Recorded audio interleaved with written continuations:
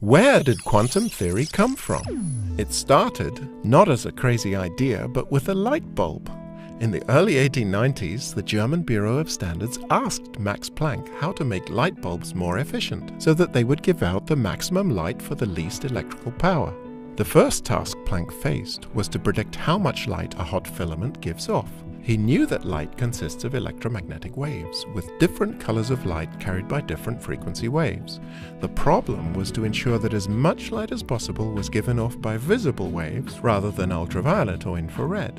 He tried to work out how much light of each color a hot object emits, but his predictions based on electromagnetic theory kept disagreeing with experiments. Instead, in what he later called an act of despair, he threw the existing theory out the window and worked backwards from experimental measurements. The data pointed him to a new rule of physics. Light waves carry energy only in packets, with high-frequency light consisting of large packets of energy and low-frequency light consisting of small packets of energy. The idea that light comes in packets, or quanta, may sound crazy, and it was at the time, but Einstein soon related it to a much more familiar problem: sharing. If you want to make a kid happy, give them a cookie. But if there are two kids and you only have one cookie, you'll only be able to cheer them up half as much. And if there are 4 or 8 or 1,600,000, you're not going to make them very happy at all if they have to share one cookie between them.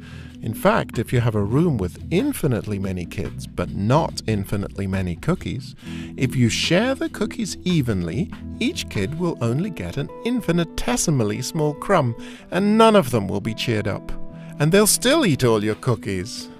The difference between light waves and kids is that you can't actually have infinitely many kids in a room. But because light waves come in all sizes, you can have arbitrarily small light waves, so you can fit infinitely many into a room. And then the light waves would consume all your cookies. I mean, energy. In fact, all these infinitesimal waves together would have an infinite capacity to absorb energy, and they'd suck all the heat out of anything you put in the room, instantly freezing the tea in your cup, or the sun, or even a supernova. Luckily, the universe doesn't work that way, because, as Planck guessed, the tiny high-frequency waves can only carry away energy in huge packets. They're like fussy kids who'll only accept exactly 37 cookies or 162,000 cookies, no more and no less. Because they're so picky, the high-frequency waves lose out, and most of the energy is carried away in lower-frequency packets that are willing to take an equal share. This common average energy that the packets carry is in fact what we mean by temperature. So a higher temperature just means higher average energy, and thus by Planck's rule, a higher frequency of light emitted.